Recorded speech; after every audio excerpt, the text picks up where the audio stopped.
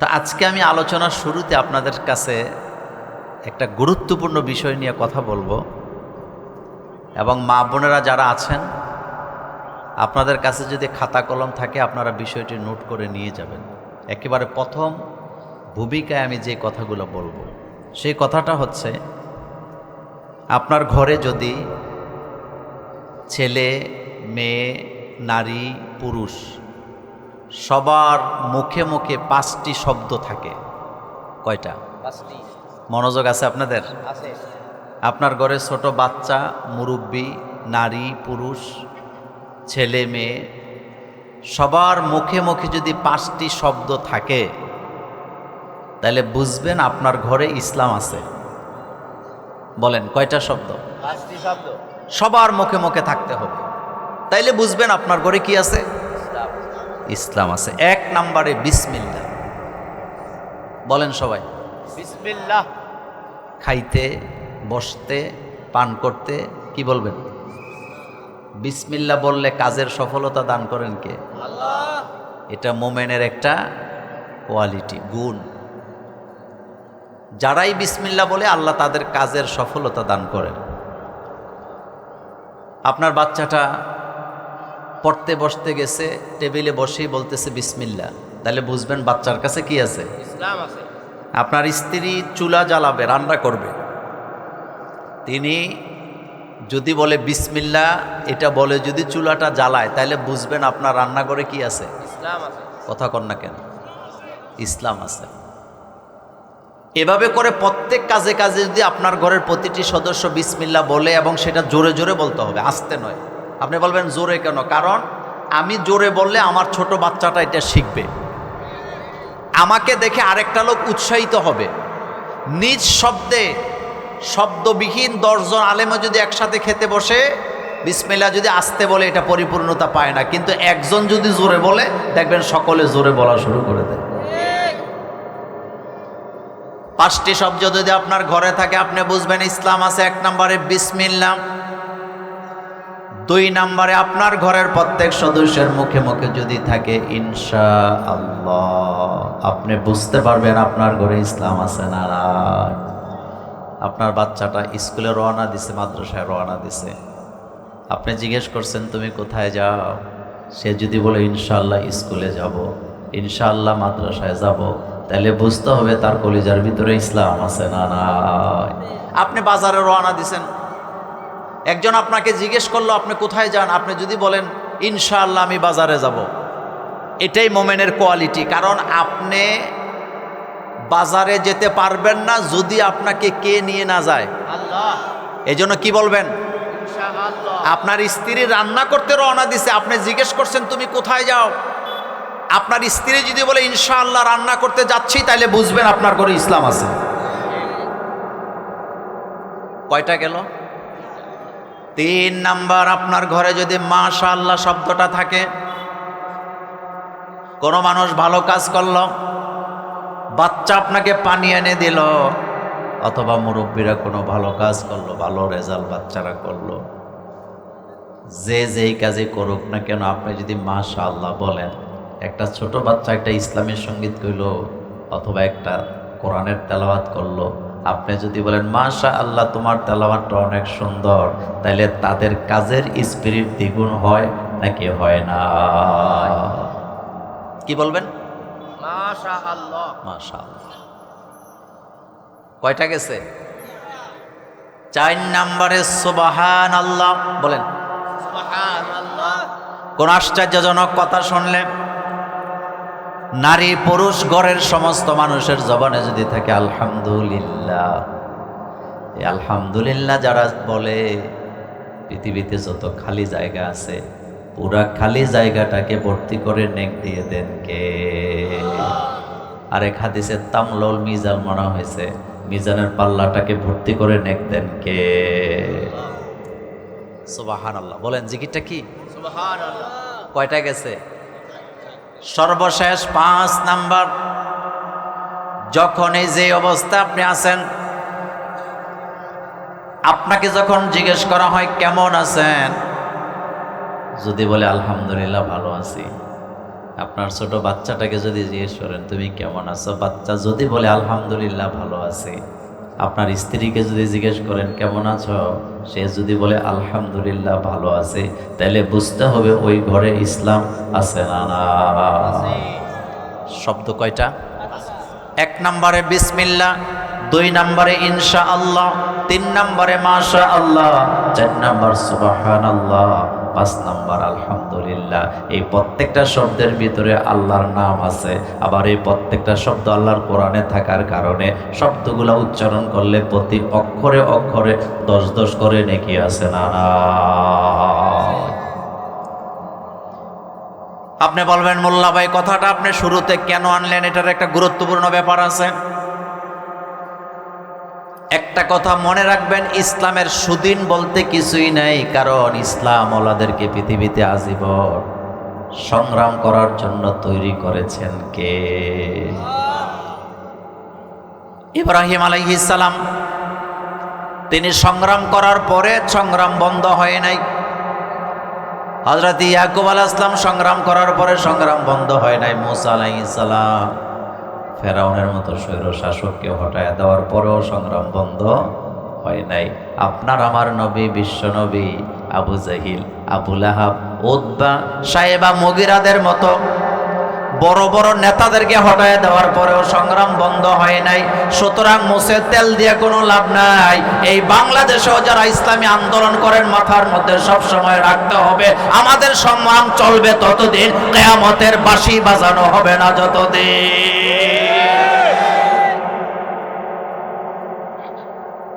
কারণ ইসলাম যারা মানে তাদের ঘরে, তাদের আশেপাশে তাদের শত্রু আছে না নাই? বাংলাদেশে একজন বিতর্কিত লেখিকা ছিল, নাম তাসলিমা নাসরিন, নাম শুনছেন? বাংলাদেশে থাকতে পারে নাই, বিতর্ক করে দেশ থেকে চলে গেছে। তারে নিয়ে কথা বলা আমার ইচ্ছা নাই, কিন্তু কত বড় বেয়াদব হলে এই কথা বলতে পারে। কিছুদিন আগে সে একটা লেখা লিখছে, বাংলাদেশের জনগণ 90 দশক 70 দশকের পরে আলহামদুলিল্লাহ বলতে শিখছে। তো বাংলাদেশের মানুষ যেদিন থেকে আলহামদুলিল্লাহ বলা শুরু করছে, বাংলাদেশে পচন ধরছে। নাউযুবিল্লাহ। কি ধরছে? সবাই তো মুখ বন্ধ করে আছেন। কি ধরছে? আপনারা কি আমার ভাষা বুঝেন? হ্যাঁ। কি ধরছে? পচন। পচন তো বুঝেন? আচ্ছা, আপনাদের কাছে জানতে চাই, এই আলহামদুলিল্লাহ শব্দটার মধ্যে কি দুর্গন্ধ আছে? না। এটার মধ্যে কি গালি আছে? না। সাম্প্রদায়িক উস্কানিমূলক কোনো কথা আছে? মারামারি কথা আছে? জেহাদের কথা আছে? তো তার কাছে এটা পচন মনে হইল কেন? কারণ সে নিজে পচা। ঠিক। বাংলাদেশে একটা প্রবাদ বাক্য আছে, পাগলে কি না বলে, ছাগলে কি না ছাগলে খায়। কি না খায়। আমার কলেজার ভাইয়েরা, বাতেল শক্তির গাড়িটা যদি 80 কিলোমিটার বেগে চলে, আমাদের গাড়িটা আমরা চালাবো 150 কিলোমিটার বেগে। এই জন্য তারা যখন আলহামদুলিল্লাহর বিরুদ্ধে কথা তুলছে, আমাদের স্লোগান হবে এই 5টা শব্দ, যে শব্দগুলো আজকে বলে দিলাম, প্রত্যেক ঘরে ঘরে, স্কুলে, কলেজে, বাজারে, সব জায়গায় জোরে জোরে বলার দরকার আছে না না? আমি কি বুঝাইতে পারছি? যেহেতু তারা আমাদের বিরুদ্ধে লাগছে, আমাদের আওয়াজ এখন ছোট হবে না বড় হবে? বাসে উঠতেছেন, কি বলবেন? বিসমিল্লাহ বলেন। কি বলবেন?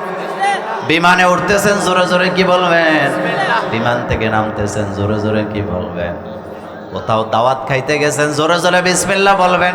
কাউকে সালাম দিবেন, জোরে জিজ্ঞেস করবেন কেমন আছেন, জোরে জোরে বলতে হবে আলহামদুলিল্লাহ। কেউ ভালো কাজ করছে, জোরে জোরে বলবেন মাশাআল্লাহ, ইনশাআল্লাহ। তাইলে আসহাবে কাফের ওই যে যুবক যায় বাজারে দেখছিল, সবার মাথায় মাথায় টুপি দেখা যায়। এখন ইসলামের জোয়ার চলতেছে, কিন্তু সে জানে না আমার দেশে বিদেশিরা আসলেও বুঝবে এই দেশে ইসলাম ছাড়া অন্য কিছু খুঁজে পাওয়া যায় না। ইসলামের দরকার আছে না নেই? আচ্ছা, আপনারা বলেন তো, তুলনামূলকভাবে যে ঘরগুলোতে ইসলাম আছে সেগুলোতে শান্তি কম না বেশি? ইসলামী আন্দোলনের কোনো নেতাকর্মী নিজের স্ত্রীরে পিড়াইয়া বাপের বাড়িতে পাঠাইছে যৌতুকের জন্য, একটা দৃষ্টান্ত দিতে পারবেন না। ঠিক কথা আসতে কোন কেন? ঠিক কিন্তু গাজার টাকার জন্য, নেশার টাকার জন্য স্ত্রীরে পিড়ায়, শ্বশুরের দৌড়ানি দেয়, এমন নেতাও বাংলাদেশে।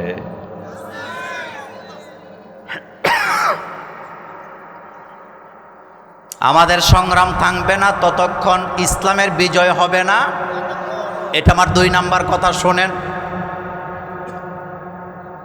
ইসলাম ছাড়া অন্য কোনো বিধান যদি আপনি মানেন, আপনার কোনো নেক আমল আল্লাহ দরবারে কবুল। এটা মোল্লার কথা না, আল্লাহর কথা। কোরআনে আছে না নাই? আল্লাহ বলছেন ইসলাম ছাড়া যদি অন্য কিছু মানো, তোমার কোনো নেক আমল আল্লাহ দরবারে কবুল হবে না। হবে না। ইসলামের বিজয় হোক আমরা চাই নাকি চাই না? চাই। মুসলমান হিসাবে কোরআনের পক্ষে না বিপক্ষে? দল যেটাই করেন, কোরআন থাকবে যেদিকে, আমরাও থাকবো সেইদিকে। কোরআনের বিজয় হওয়ার দরকার। একবার দেখতে মন চায় কি চায় না? চাই। রাসূলুল্লাহ যে দিন বিজয় করলেন, 27টা যুদ্ধে রাসূল নেতৃত্ব দিলেন। তায়েফে রক্ত দিলেন, উহুদে বদরে রক্ত দিলেন। তারপরে রাসূল দিন বিজয় করলেন, মক্কা বিজয় করার পরে কোরআনের আইন চালু করলেন। কিন্তু বাংলাদেশের মানুষের কপাল এত ভালো, এই জায়গায় দিন বিজয় করার জন্য মারামারিও করা লাগবে না, এখানে জেহাদও করা লাগবে না, বদরও লাগবে না, উহুদও লাগবে না। কপাল আমাদের এত ভালো। ও মনিরামপুরের ভাইয়েরা, কলিজার ভিতরে কথাটা লিখে রাখেন। আমার মায়েরা বোনেরা, কলিজার ভিতরে কথাটা লিখে রাখেন। রাসূলুল্লাহ দিন বিজয় করতে যেয়ে 27টা যুদ্ধের নেতৃত্ব দেওয়া লাগছে। আর আমার বাংলাদেশের মুসলমানের কপাল এত ভালো, এই জায়গায় দিন বিজয় করার জন্য মারামারি লাগবে না, তরবারিও লাগবে না, জেহাদও লাগবে না, বদরও লাগবে না, উহুদও লাগবে না। শুধু সময় মতো যদি কোরআনুল্লাহদের পক্ষে একটা সিল মারা যায়, বাংলাদেশে কোরআনের বিজয় হয়ে যায়।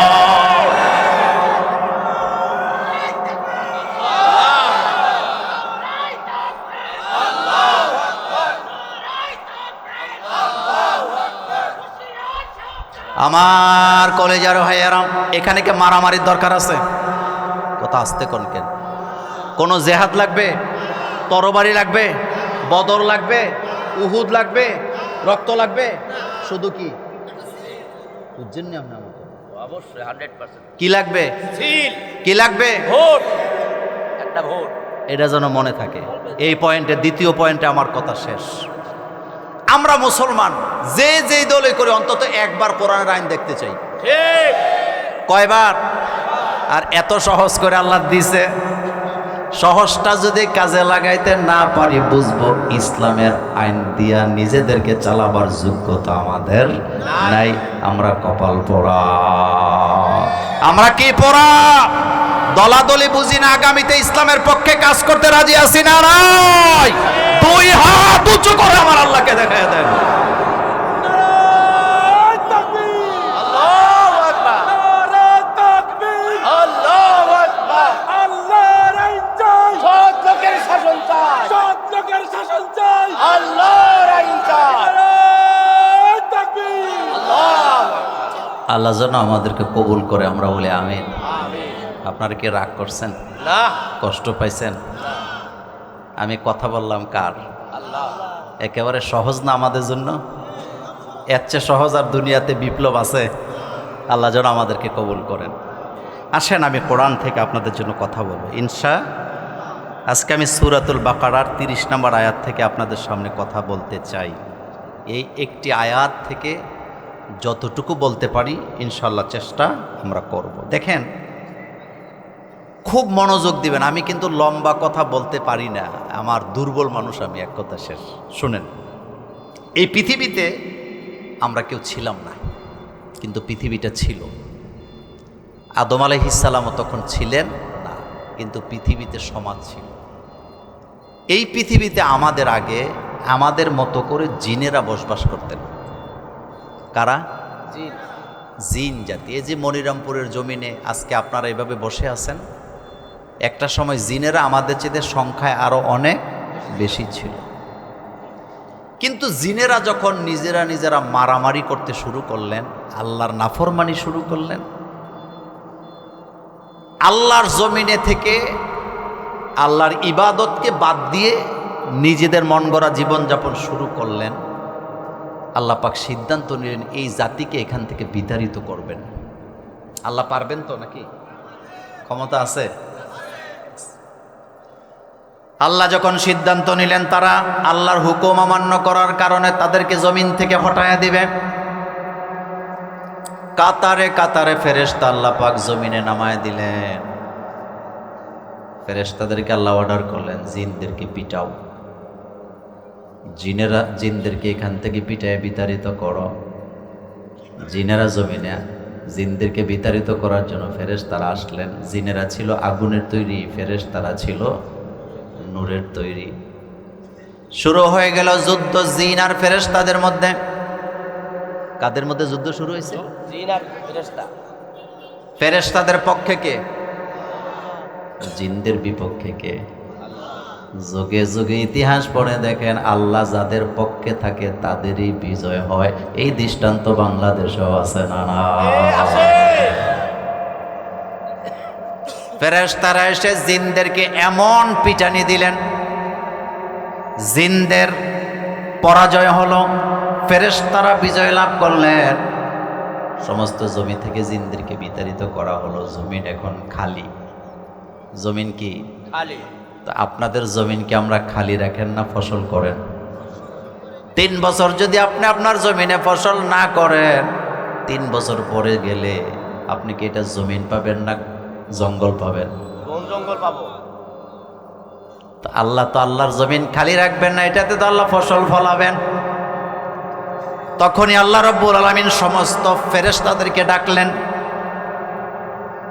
وَإِذْ قَالَ رَبُّكَ لِلْمَلَائِكَةِ إِنِّي جَاعِلٌ فِي الْأَرْضِ خَلِيفَةً قَالُوا أَتَجْعَلُ فِيهَا مَن يُفْسِدُ فِيهَا وَيَسْفِكُ الدِّمَاءَ وَنَحْنُ نُسَبِّحُ بِحَمْدِكَ وَنُقَدِّسُ لَكَ قال إني أعلم ما لا تعلمون। আল্লাহ যত বড়, আল্লাহর কথাও তত বড়। সুবহানাল্লাহ বলবেন না? সুবহানাল্লাহ। আল্লাহ যত বড়, আল্লাহর কথাও তত, মানুষ যত জ্ঞানী হয় কথা তত সংক্ষেপ হয়। এটা মনে রাখবেন। লম্বা কথার মধ্যে জ্ঞান পাওয়া যায় না, জ্ঞান থাকে অল্প কথায়। এটা আমি বলি নাই, রাসূল হাদিসে বলেছেন খায়রুল কালামি মা কাল্লা ও দাল্লা। আল্লাহর নবী বলেন উত্তম বক্তব্য সেই বক্তব্য যেই বক্তব্যের ভিতরে কথা হয় কম কিন্তু ব্যাখ্যা থাকে অনেক বেশি। রাসূলুল্লাহ জীবনে কখনো লম্বা বক্তৃতা দিতেন না। রাসূলের জীবনে শত শত বক্তৃতা দিয়েছেন, সবচেয়ে লম্বা বক্তব্য ছিল বিদায় হজের ভাষণ। তাও সময়টা ছিল 18 থেকে 22 মিনিট। কিন্তু 22 মিনিটে রাসূলুল্লাহ পৃথিবীবাসীর জন্য এত কথা বলে গেছে, এত কথা। সারা পৃথিবীতে যতগুলো রাষ্ট্র আছে সমস্ত রাষ্ট্র পরিচালনা করতে যে আইন কানুন বিধানের দরকার আছে বিদায় হজের ভাষণে আছে না? না, সুবহানাল্লাহ বলবেন না? শুনেন, পৃথিবীতে যতগুলো রাষ্ট্র আছে সমস্ত রাষ্ট্রগুলাকে পরিচালনা করার জন্য, এমনকি সারা পৃথিবীবাসীকে পরিচালনা করার জন্য যেই বিধান প্রয়োজন, দিক নির্দেশনা প্রয়োজন, কিয়ামত পর্যন্ত দরকার, সব রাসূলুল্লাহ সাল্লাল্লাহু আলাইহি ওয়াসাল্লামের বিদায় হজের ভাষণে আছে। এবং রাসূলুল্লাহ সাল্লাল্লাহু আলাইহি ওয়াসাল্লামের বিদায় হজের ভাষণটাকে কিয়ামত পর্যন্ত বিশ্লেষণ করে ব্যাখ্যা করে আপনি শেষ করতে পারবেন। আমার কলেজার ভাইয়েরা, তাহলে বলতেছিলাম আল্লাহ যত বড়, আল্লাহর কথাও তত বড়। মিটিংয়ের মধ্যে আল্লাহ ফেরেশতাদেরকে ডাকাইছে, ওয়াইদ ক্বালা রাব্বুকা লিল মালাইকা, আর যখন আপনার প্রতিপালক আপনার রব ফেরেশতাদেরকে ডেকে বললেন ইন্নী জাইলুন ফিল আরদি খলিফা, আমি জমিন খালি রাখবো না, আমি আমার জমিনে খলিফা বানাবো, প্রতিনিধি বানাবো। বক্তৃতা দিতেছে কে? কাদের সামনে? এবার আপনাদের সামনে আমার প্রশ্ন, আল্লাহ পাক এখানে ফেরেশতাদের মতামত চাইছে নাকি আল্লাহ তার সিদ্ধান্ত জানাইছে? এটা মনে রাখবেন, আল্লাহ সর্বময় ক্ষমতার মালিক। সর্বময় ক্ষমতার মালিক কে? আল্লাহ। কোনো কিছু করার জন্য আল্লাহ কারো কাছ থেকে মতামত নেওয়ার দরকার। আমি আপনি ছেলে বিয়ে দিবেন, মেয়ে বিয়ে দিবেন, ভাই বোনের মতামত নেওয়া লাগে, আত্মীয় স্বজনের মতামত নেওয়া লাগে, আব্বা আম্মা চাচা জেঠার মতামত নেওয়া লাগে। মতামত না নিয়ে কাজ করার সাহস আমাদের নেই। কিন্তু আল্লাহ রব্বুল আলামিন তিনি হচ্ছেন হুস-সামাদ, তিনি কারো মুখাপেক্ষী নন। কারো কাজ করতে তার কোনো সাহায্য কারো কাছ থেকে নেওয়া লাগে না। সর্বময় ক্ষমতার মালিক, তিনি যা ইচ্ছা তাই করতে পারেন। ইযা আরাদা শাইআন আইয়াকুলা লাহু কুন ফায়াকুন। আল্লাহ যখন কোনো কিছু করার জন্য এরাদা করেন, তিনি শুধু বলেন কুন, হয়ে যাও, ফায়াকুন, সাথে সাথে হয়ে যাও। তাহলে প্রথমে আমরা জানলাম আল্লাহ পাক এখানে মতামত চায় নাই, দরকারও নাই। আল্লাহ এখানে তার সিদ্ধান্ত পেশ করলেন, ইন্নী, নিশ্চয় আমি জাইলুন ফিল আরদে খলিফা, জমিনে খলিফা বানাবো। সুবহানাল্লাহ। ফিলের শেষ পর্যায়ে দেব, আগে দেব না, কারণ এটা আমার মূল বিষয়। আশেপাশের কথাগুলো আগে বলতে চাই, খেয়াল করেন।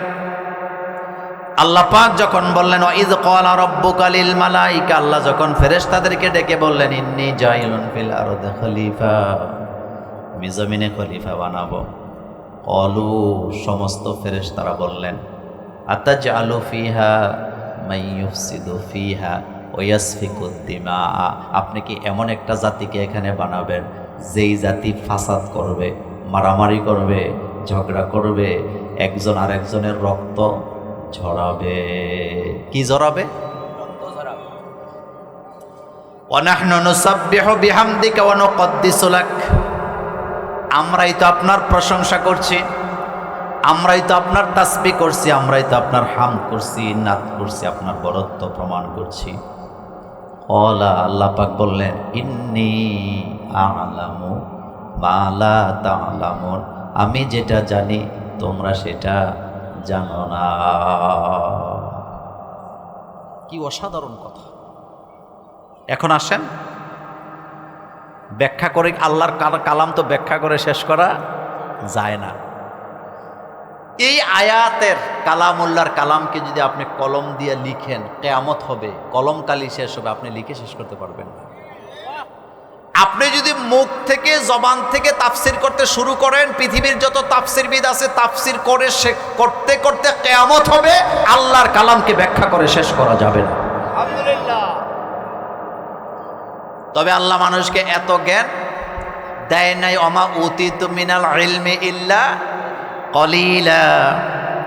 এই জন্য আল্লাহ পাক বলছেন অলাউ আন্নামা ফিল আরদি মিন শাজারাতিন আকলামু ওয়াল বাহরু ইয়ামুদ্দুহু মিন বাদিহি সাবআতু আবহুরিম মা নাফিদাত কালিমাতুল্লাহ।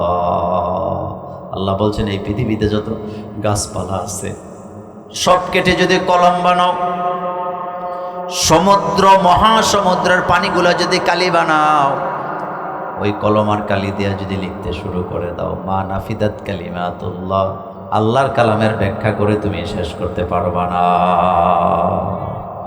সুবহানাল্লাহ পড়েন। এত কথা আমাদের জন্য কে বলছে? কোরআন কয় পারা? আরো জোরে কর না। 30 পারা কোরআন, কিয়ামত পর্যন্ত ব্যাখ্যা করে শেষ করা যাবে না। এটা মোল্লার কথা না, আল্লাহর কথা। আল্লাহর কথা। এবার দেখেন আল্লাহ পাক বললেন ওয়াইদ ক্বালা রাব্বুকা লিল মালাইকা, ফেরেশতাদেরকে বললেন ইন্নী জাইলুন ফিল আরদি খলিফা, আমি জমিনে খলিফা বানাবো। ক্বালু, তারা বললেন আতাজআলু ফিহা, আপনি কি এমন একটা জাতিকে বানাবেন মাই ইউফসিদু ফিহা ওয়া ইয়াসফিকুদ দিমা, তারা ফাসাদ করবে, ঝগড়া করবে, রক্তপাত করবে। এখন প্রশ্ন নাম্বার 1, ফেরেশতারা কেমনে জানলো আমরা মারামারি করব? প্রশ্ন আসে না? কারণ এর আগে তো আমরা ছিলাম না। এটার জবাব তাফসিরে তাবারি, তাফসিরে ইবনে কাসিরে আসছে 2টা। কয়টা? এক নাম্বার জবাব হলো আল্লাহ যে বলছিলেন ইন্নী জাইলুন ফিল আরদে খলিফা, এটা সম্পূর্ণ হয় নাই, আরো কিছু কথা এখানে ছিল। যেই কথাগুলো এখানে উজ্জ আছে সেই কথাগুলোর মধ্যে ছিল ইয়াফআলু কাজা ওয়া কাজা, তার মানে ব্যাখ্যা আসছে আল্লাহ পাক বলতেছিলেন ইন্নী জাইলুন ফিল আরদে খলিফা, আমি জমিনে খলিফা বানাবো। কিন্তু তারা ফাসাদ করবে, ঝগড়া করবে, মারামারি করবে, একজন আরেকজনের সম্পদ দখল করবে, একজন আরেকজনের বিরুদ্ধে মিথ্যা অভিযোগ দিবে, মিথ্যা মামলা করবে, ফিতনা ফাসাদ করবে। আরেকটা বিষয় থাকবে, তারা একজন আরেকজনের রক্ত ঝরাবে। এখান থেকেই ফেরেশতারা বললেন ক্বালু আতাজআলু ফিহা, তারা বলল আপনি এমন একটা জাতিকে বানাবেন যারা মারামারি করবে, ফাসাদ করবে, দরকারটা কি? নাহনু নুসাব্বিহু বিহামদিকা, আমরাই তো আপনার তাসবিহ করি। জবাব কয়টা গেল? একটা। কয়টা? 2 নম্বর জবাব হলো যেহেতু আমাদের আগে এখানে আরেকটা জাতি ছিল, সেই জাতিটা কোন জাতি? মনোযোগ আছে আপনাদের? বলেন কোন জাতি? তো জিনেরা মারামারি করছে কি করে নাই? আমাদের কুমিল্লা ঢাকা একটা প্রবাদ বাক্য আছে, আগের নাঙ্গল যেমনে যায়। আপনারাও বলেন, আপনারাও বলেন আগেরটা পেছনেরটা। তো আমরা জিনদের আগে না পরে, কথা আগে না পরে, তো ওরা গেছে বাঁকা, আমরা কি যাব সোজা? সুবহানাল্লাহ, সুবহানাল্লাহ পড়েন। এটা আমি আপনাকে তাফসীর শোনাচ্ছি, আমার মন গড়া কথা না। ফেরেশতারা এই জন্য বলেন আতাজালু ফিহা, আপনি কি এমন একটা জাতিকে এখানে বানাবেন যারা ফাসাদ করবে, মারামারি করবে? এখন আপনাদের কাছে আমার প্রশ্ন, ফেরেশতারা যেই কথাটা বলছিলেন এটা সত্য ছিল না মিথ্যা ছিল? সত্য ছিল। যার কারণে আল্লাহ পাক বলছেন ইন্নী আ'লামু মা লা তা'লামুন, আল্লাহ বলছে আমি যেটা জানি তোমরা সেটা জানো না। তার মানে হলো তোমরা যে বলতেছো তারা মারামারি করবে, ফাসাদ করবে, রক্তপাত করবে, এই কথাটা সত্য। কিন্তু এদের মধ্য থেকেই সবাই মারামারি করবে না, তাদের মধ্য থেকে পয়গাম্বর হবে, নবী হবে, রাসূল হবে, আমার প্রিয় বান্দা হবে, আমার জমিনে আমার দিন কায়েম করার জন্য আন্দোলন করে যাবে, কারো কাছে মাথা নত করবে না। তোমরা যে বলতেছো তারা রক্তপাত করবে, এটা যেমন সত্য, এদের মধ্য থেকে পয়গাম্বর হবে। বলেন কি হবে? পয়গাম্বররা কি মারামারি করে? এদের মধ্য থেকে রাসূল হবে, নবী হবে। তো নবী রাসূলরা কি মারামারি করে? তাদের মধ্য থেকে আমার প্রিয় বান্দা হবে, যারা আমার হুকুমের বাইরে একটা পাও দিবে না, বরং তারা সমাজের শান্তি প্রতিষ্ঠার সংগ্রাম করবে। তাইলে আল্লাহ যেই পক্ষে কথাটা বলেছেন, কোটি কোটি মানুষ থাক, তাদের দিকে আমাদের দেখার টাইম নাই, কিন্তু যারা আল্লাহর এই কথার ভিতরে আছে সেই দলে আমরাও আছি না। এখন মনোযোগ দেন, ফাসাদ মানে কি? ফাসাদ মানে শুধু ঝগড়া না।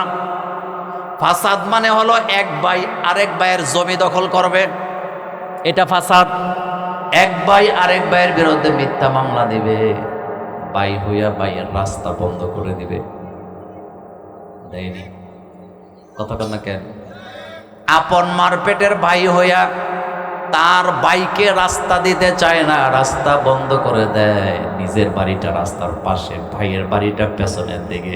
ঝগড়া লাগলে হুমকি দেয় কোন দিক দিয়া যাবে, বেড়া দিয়া রাস্তা বন্ধ করে রাখে।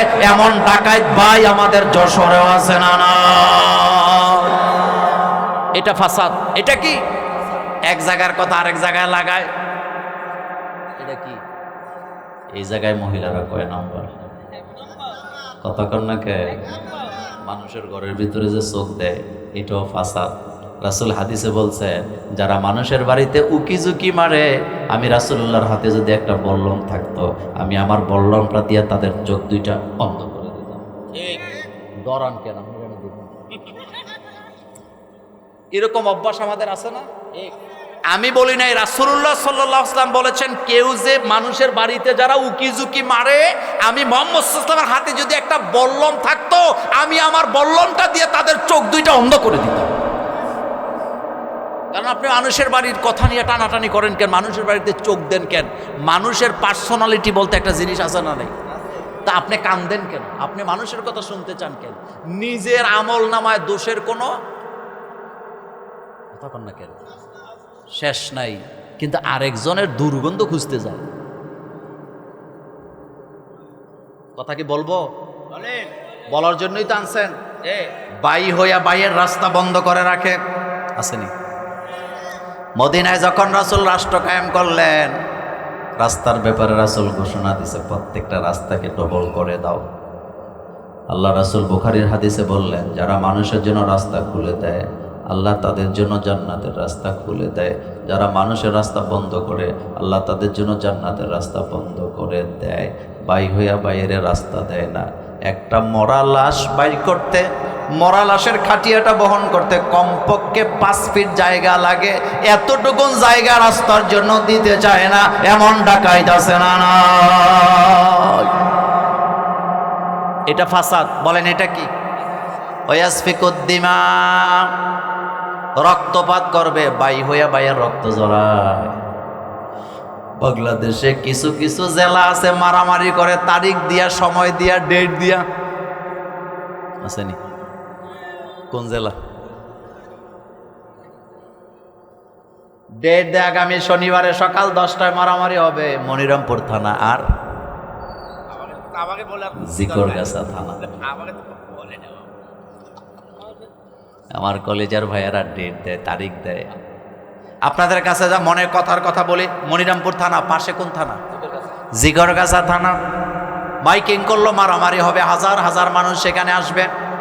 আপনাদের কাছে জানতে চাই, মনিরামপুর থানায় যারা বাস করে তারা আদমের সন্তান কিনা? তো জিগরগাছায় যারা আছে তারা কার সন্তান? তো আদমের সন্তান হইয়া আদমের সন্তানের রক্ত জড়াতে যায়, টেটা নিয়া, চল নিয়া, পিস্তল নিয়া। আমার বাংলাদেশে মাসুম ছাত্ররা মাসুম হওয়ার কথা, কিন্তু অস্ত্র নিয়ে হলের মধ্যে বাস করে কথায় কথায় রক্ত জড়ায়, এমন নাফরমান আছে না? না,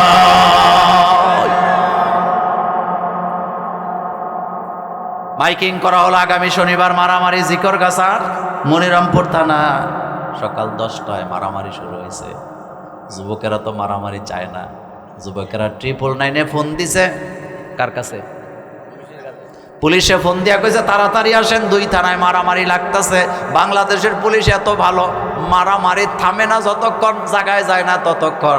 যখন পোলাপাইনে কইছে মারামারি লাগছে তাড়াতাড়ি আসেন, কয় মারামারি থামলে খবর দিস। কথা কন না কেন? এ কথা সত্য না মিথ্যা? আমার কলিজার ভাইয়েরা, মারামারি থাকে যতক্ষণ তাদেরকে খুঁজে পাওয়া যায় না ততক্ষণ। মারামারিতে রক্তপাত হইয়া লাশ পড়ার পরে লাশের থেকে গোশ খায়, এমন গোশখোর বাংলাদেশে আছে না? না,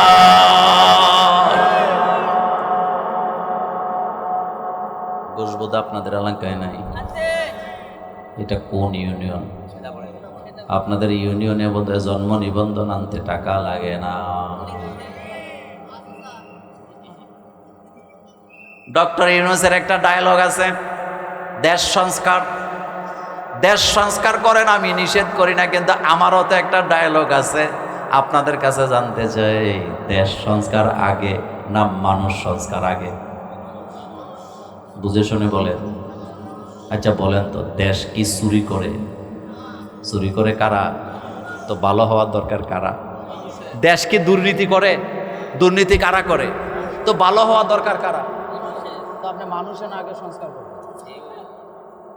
ইউনিয়ন পরিষদ থেকে নিয়ে সচিবালয় পর্যন্ত ঘুষখোর সুরখুরদেরকে বসায় রেখে আপনি রাষ্ট্র সংস্কার করা যাবে না। প্রশাসনের চোরদেরকে বসায় রাষ্ট্র সংস্কার করা যায় না। যারা আল্লাহকে ভয় করে জীবন চালায় তাদের দরকার আছে না? না, আপনার বাড়ির ছাদের উপরে একটা পানির ট্যাঙ্ক আছে, ট্যাঙ্ক আপনারা কি বলেন? পানির ট্যাঙ্কির ভিতরে একটা ইঁদুর পড়ছে, মরছে, পইচা গেছে। ঘরের ভিতরে ট্যাপ ছাড়লে দুর্গন্ধ আছে না নাই? তো আপনি যদি গোলাপ জলের পানি দিয়া, লাখ সাবান দিয়া ট্যাপটারে দৌত কইরা তারে যদি কোন তোরে কুনুস করি, দয়া করে আর দুর্গন্ধ ছাড়িস না। দুর্গন্ধ যাই বলে আপনারা আমার বাসা বুঝেন? দুর্গন্ধ যাবে কেন? যাবে না, আপনারা সাবান দিয়া ধুইছেন। হ্যাঁ, এটা আপনি বুঝলেন যে না ট্যাঙ্কি আগে পরিষ্কার করা লাগবে, তাইলে এটা সাবান দিয়ে ধোয়া লাগবে না, এটা ধোয়ারও দরকার নাই।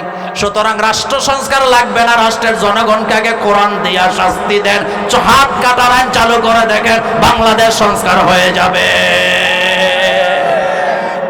কারণ চোরের কোনো শ্বশুর বাড়ি নেই। কথা কর না কেন? চোরের কি নাই? কোনো গাড়ি নেই। হেতের জিয়ানে বসাবেন, হেয়ানি চুরি করবেন। কথা সত্য না মিথ্যা? শুনেন, একটা মজার কথা বলি। কুমিল্লা পুলিশ লাইনে রমজানের ঈদের নামাজ পড়তে গেছি। তো কুমিল্লা পুলিশ লাইন বিরাট মাঠ, ওখানে নামাজ পড়তে গেছি, আমার আলোচনা চলতেছে। তো পুলিশ লাইনে তো এসপি, ডিসি, আড়াই সাহেব, এডিশনাল এসপি, ওসি, 14 গোষ্ঠী এনেই তো নামাজ পড়ে। তো ঈদের দিন সবাই তো পাঞ্জাবি আর টুপি লাগায়, কারোর কি চিনা যায়? কথা কন না কেন? তো সবাই এসে ঈদের নামাজ পড়তে লাইন ধরে বসছে, আমার আলোচনা চলতেছে তখন ঈদগায়। এসপি সাহেব, ডিসি সাহেব তারাও তো টুপি পাঞ্জাবি পরে আসছে, কিন্তু এসপি সাহেবের পাশে একটা লোক বসছে টুপি পাঞ্জাবি পরে, হাতে পকেট মার। এতে কি মায়ের? তো এসপি সাহেবের পাঞ্জাবি নতুন সাদা পাঞ্জাবি, ঈদের মধ্যে নতুন টাকা না পুরান টাকা? এটা হেতে দেখছে, হেতে তোর এসপি ডিসি চিনে না, হেতে কি জানেন এটা এসপি সাহেব? হেতে সুযোগ পাইয়া এসপি সাহেবের পকেটে হাত দিছে। কার পকেটে হাত দিছে? সাহস কম না বেশি? তাও কোন নামাজে? ঈদের নামাজ। ঈদের নামাজ। যখন হাত দিছে, তো এসপি শব্দ আমার মতো আপনার মতো বোকা না, উনি তো হাত চাপতে ধরছে পরে আর ছুটতে পারে না। তো ডিউটিতে দুইজন পুলিশ আসলে, এরা তারে ধরে বলতেছে, বেটা ঈদের দিনও চুরি? হেতে গো স্যার, আমার কাছে ঈদই কি আর জুমাই কি আর শ্বশুর বাড়ি কি, আমার কাছে সবই সব। এই যে আপনাদের যশোরে আজহারি আইছিল না, চুরি হয় নাই? কথা কর না কেন? চুরি হয় নাই? আমরা পত্রিকায় দেখছি, আমি তো আর আসি নাই। শুনেন, আপনাদের এখানে যখন আজহারি মাহফিল করে, আমরা তখন কুমিল্লাতে আমাদের বিরাট একটা প্রোগ্রাম ছিল। শুনেন, আপনি কথার মধ্যে রাগ করেন, আগে কথা বুঝেন। আপনার এখানে আজহারি মাহফিল করতে আসছে, এখানে বাছাই করে লোক ঢুকানো হয় নাই, গণহারে গেছে, যার কারণে এখানে পকেট মাইর হয়েছে। সেম টাইমে আমরা কুমিল্লাতে একটা মিটিং ছিল, টাউন হলে এবং ঈদগাহ মিলায়া, লক্ষ লক্ষ মানুষ টাউন হলে ছিলাম, আমিও সেখানে ছিলাম। ঈদগাতে হাজার হাজার মহিলারা ছিল, আমার স্ত্রী, আমার বোনেরাও সেখানে ছিল।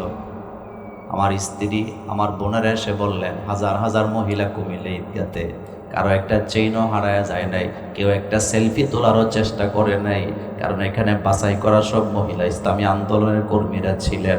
আর টাউন হলে লক্ষ লক্ষ ইসলামী আন্দোলনের কর্মীরা, কোরআনের কর্মীরা ছিল। মিটিং শেষ হওয়ার পরে তো ঘোষণা দেওয়ার কথা ছিল, এত মানুষের ভিড়ে 10টা মোবাইল হারায় গেছে, কেউ পাইলে দিয়া যাবেন।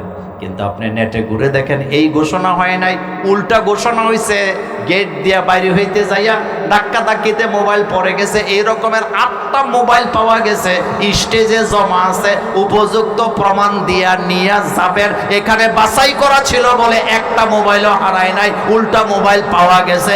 এটার দ্বারা বোঝা যায় কোরআনের কর্মী ছাড়া চুরি বন্ধ করা যায় না।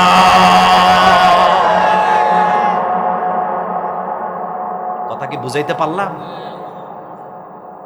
মনে রাখবেন, কথা শুধু শুনলে হবে না, এটা যেন মনে থাকে।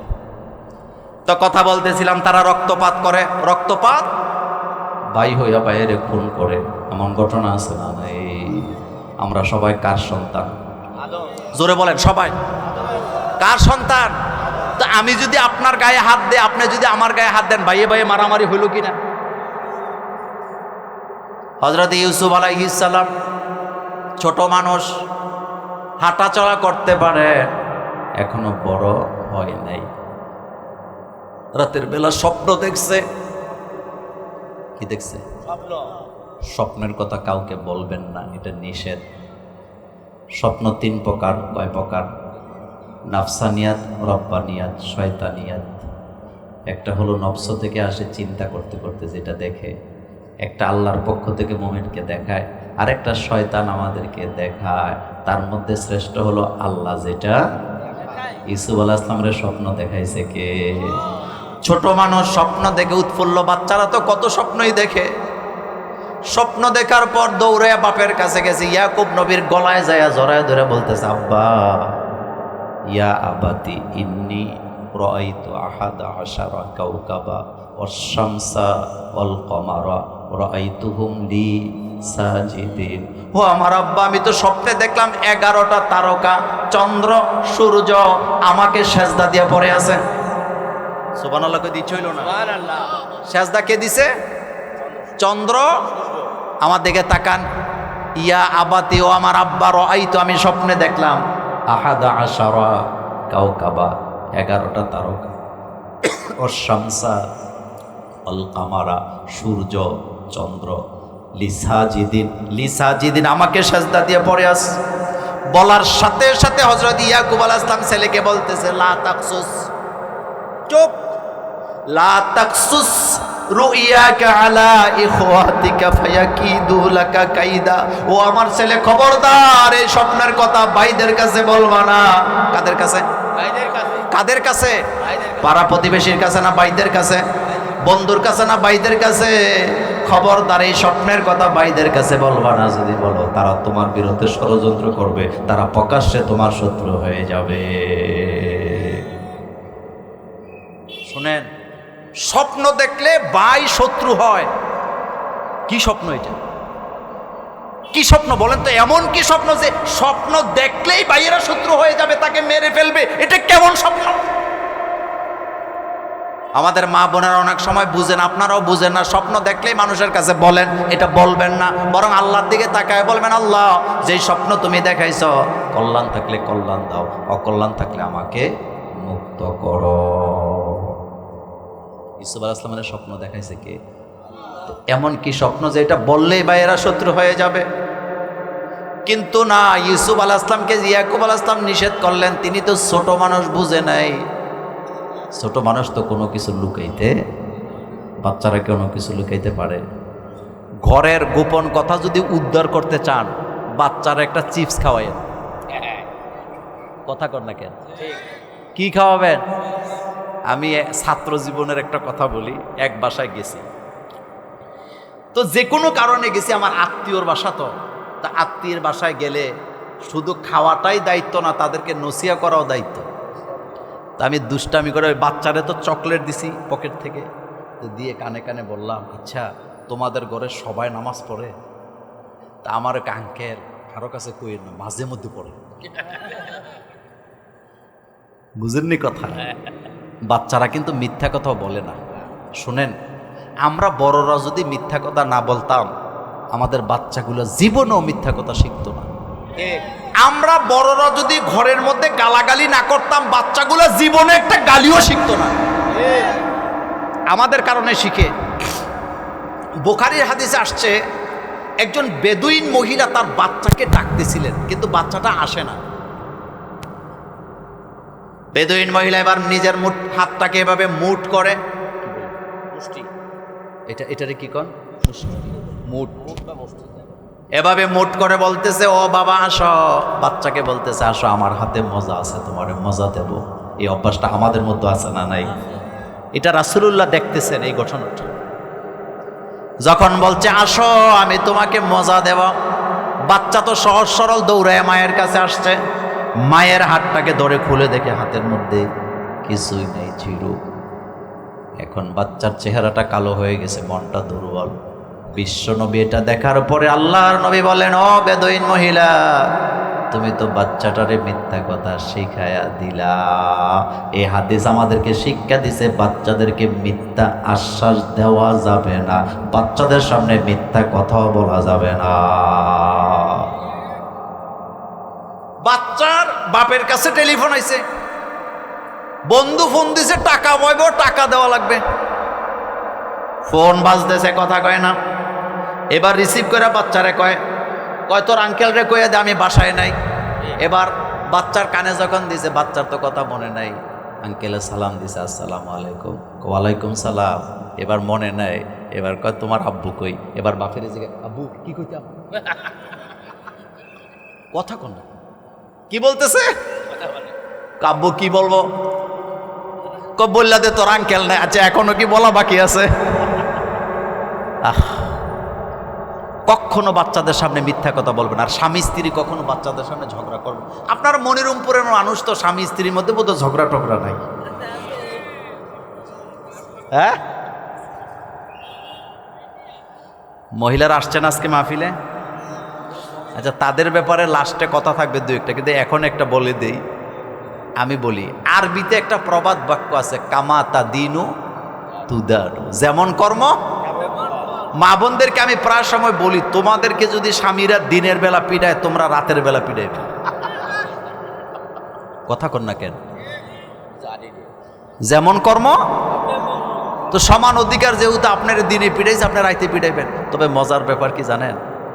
আপনাকে যদি আপনার স্ত্রী, আপনি যদি আপনার স্ত্রীকে পিটান, সে চেয়ারম্যানের কাছে বিচার চাইতে পারবে, বাপের কাছে পাইবে, পাড়া প্রতিবেশীর কাছে বলতে পারবে আমার স্বামী আমাকে পিটাইছে, বিচার করেন। কিন্তু আপনারে যদি আপনার স্ত্রী পিটায়, আপনি যদি চেয়ারম্যানের কাছে যায়, এখন আমার বউ আমারে পিটাইছে, বিচার করেন, চেয়ারম্যান আপনার বিচার করবে না, বিষ কিনে দিব। খুব তোর মতো কাপুরুষ দুনিয়াতে বাচ্চা থেকে আর শোনেন, হাসতেছেন। বীর পুরুষ কখনো স্ত্রীদের গায়ে হাত তোলে না। বীর পুরুষ কখনো স্ত্রীদেরকে মারে না, তাদের গায়ে হাত তোলে না। অযোগ্য পুরুষেরা স্ত্রীকে মারে, স্ত্রীর গায়ে হাত তোলে। কারণ যোগ্য পুরুষের স্ত্রী দরকার লাগে। হযরত আদম আলাইহিস সালাম যোগ্য ছিলেন বলেই জান্নাতে তিনি হাওয়াকে চাইছিলেন। কথা কর না কেন? ইয়া আদম উসকুন আনতা ওয়া যাওজুকাল জান্নাহ। আল্লাহর নবী বলেন, বাবা আদমকে আল্লাহ সৃষ্টি করার পরে যখন জান্নাতে রাখলেন, আদম আলাইহিস সালাম একা ছিলেন, তার ভালো লাগতেছিল না। আল্লাহ রব্বুল আলামিন আদম আলাইহিস সালামের একটা হাড় নিলেন, বাঁকা হাড় নিয়ে বিবি হাওয়াকে বানালেন। হাওয়া আলাইহিস সালামের রূপের কথা রাসূলুল্লাহ বলতে যায় বললেন, আমার মা হাওয়াকে আল্লাহ এত সুন্দর করে বানাইছিলেন, সারা পৃথিবীর সমস্ত সুন্দরী নারীদের রূপ যদি এক জায়গায় করা হয়, আমার মা হাওয়া আলাইহিস সালামের বাম পায়ের পাতার সমান হবে না। আল্লাহু আকবার বলেন। এত সুন্দর করে আল্লাহ মা হাওয়াকে বানাইছেন, বাম পায়ের পাতা সমান হবে না। নায়িকা ফাইকা এগুলোর খেলা নাই, খানা নাই মা হাওয়ার কাছে। কি বুঝলেন? এত সুন্দর করে কে বানাইছে? আল্লাহ। তো পিডানে লেগে বানাইছে বুঝি। যখন দুইজনের দেখা হয়েছিল, হযরতে আদম আলাইহিস সালাম প্রথম কথাটাই জিজ্ঞেস করছিলেন, আপনি কে? জবাব দিছে মুস্কে হাসি দিয়ে, আমি হাওয়া। আপনাকে কে বানাইছে? কয় আপনারে বানাইছে যে, আমারেও বানাইছে সে। কে? 3 নম্বর প্রশ্নটা আদম আলাইহিস সালাম করছে, আমাকে বানাইছে খেলাফতের দায়িত্ব দিয়া, আপনার বানাইছে কি দিয়া? মা হাওয়া হাসি দিয়া বলতেছে, আমাকে বানাইছে আপনাকে শান্তি দেওয়ার জন্য। আপনি খেলাফতের দায়িত্ব পালন করতে করতে যখন ক্লান্ত হয়ে যাবেন, আমি আপনাকে সাপোর্ট দেব পেছন থেকে, যাতে করে আপনি সফলতা অর্জন করতে পারেন। এই জন্য বাংলাদেশে ইসলামী আন্দোলন সফল হওয়ার জন্য নারীদের ভূমিকার দরকার আছে না? আপনারা কি রাগ করতেছেন? কথা বুঝেন আমার? আচ্ছা আসেন তো, কথা বলতেছিলাম, হযরত ইউসুফ আলাইহিস সালাম তো ছোট মানুষ, কথা লুকাইতে পারতেছেন না। দৌড়ায় ভাইদের কাছে গেছে, যাই হোক আব্বা কইছে স্বপ্নের কথা যেন তোদেরকে না বলি, কিন্তু তোরা তো আমার ভাই, আমি তো তোমাদেরকে ভালোবাসি, আমি তো আমার কথাটা তোমাদের কাছে বলতে চাই। আমি তো একটা স্বপ্ন দেখলাম। সমস্ত ভাইয়েরা একসাথে বলতেছে, কি স্বপ্ন দেখছো? আমি স্বপ্নে দেখলাম, রাআইতু আহাদা আশারা কাওকাবা ওয়াশ-শামসা ওয়াল কমারা রাআইতুহুম লি সাজিদিন। আমি স্বপ্নে দেখলাম 11টা তারকা আমাকে সেজদা দিয়ে পড়ে আছে, সাথে চন্দ্র সূর্য আছে। বলার সাথে সাথে সমস্ত ভাইয়েরা আলাদা জায়গায় যায়। সবচেয়ে বড় ভাই যেটা, সে বলতেছে এই স্বপ্ন কিন্তু আমাদের বিরুদ্ধে যায়। মনোযোগ আছে আপনাদের? এই স্বপ্ন কিন্তু আমাদের বিরুদ্ধে যায়। এটা স্বপ্নের ব্যাখ্যা কি? ভাই বলতেছে এটার ব্যাখ্যা হলো, ইউসুফ নবুয়ত পাবে, আমরা পাবো না। অথচ ইউসুফও ইয়াকুবের সন্তান, আমরাও ইয়াকুবের সন্তান। আমি কি গল্প শোনাইতেছি না কোরআন শোনাইতেছি? কোরআন কোরআন। ইউসুফ নবুয়ত পাবে, আমরা পাবো না। ইউসুফ নেতা হবে, আমরা নেতৃত্ব পাবো না। ইউসুফ মিশরের ক্ষমতা পাবে, রাজত্ব পাবে, কিন্তু আমরা পাবো না। এটা তো হতে দেওয়া যায় না। আমরা বড়, সে ছোট, সুতরাং ইউসুফকে দুনিয়া থেকে সরায়া দাও। বাই বড় ধন, বলেন বাই বড় ধন, রক্তের ইবাদত, যদিও পৃথক হয় ক্ষমতার সম্পদের কারণ। আপনারা কোন নারীর কারণ, এটা ঠিক না। আব্বার দিনের জমি জামা ভাগ করা হয় না যতদিন, বাইয়ে বাইয়ে বন্ধুত্ব ততদিন। যেদিন জমি জামা ভাগ করা হয়, বাড়িঘর ভাগ করা হয়, পরের দিন থেকে এক ভাই আরেক ভাইয়ের চেহারাটাও দেখতে চায় না। কোটি কোটি ঘটনা আছে না নাই? ভাই হইয়া ভাইয়ের শত্রু হয়ে যাচ্ছে, ভাইকে হত্যা করার পরিকল্পনা করলেন। কারণ ছিল কয়টা? কথা কর না কেন আপনারা? কয়টা? কয়টা? এক নাম্বার নবুয়ত, যেটাকে সম্মান। 2 নাম্বার নেতৃত্ব। 3 নাম্বার ক্ষমতা। ডাইরেক্ট বলতেছে সে এগুলা পাবে, আমরা পাবো না।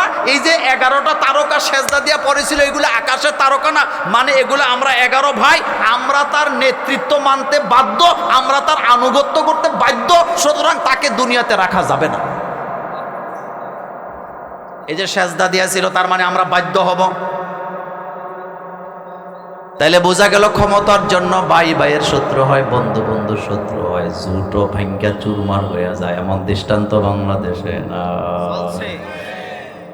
আচ্ছা, আমি এটা একটা মজার কথা বলি আপনাদেরকে, শোনেন। আমি যখন থেকে বাংলাদেশে বুঝতে শিখছি, বাংলাদেশে 2টা দলের মধ্যে 25 বছরের বন্ধুত্ব। কয় বছর? 25 বছর।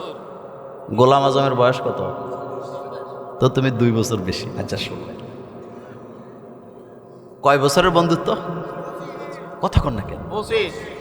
দলের নাম জানেন তো? আচ্ছা, আমি নাম টাম বলি না, বলবো। একটা হলো বিএনপি আর একটা জামাত ইসলাম। কয় বছরের বন্ধুত্ব বলেন? বিএনপির ভাই, জামাতের ভাইরা বলেন কয় বছর?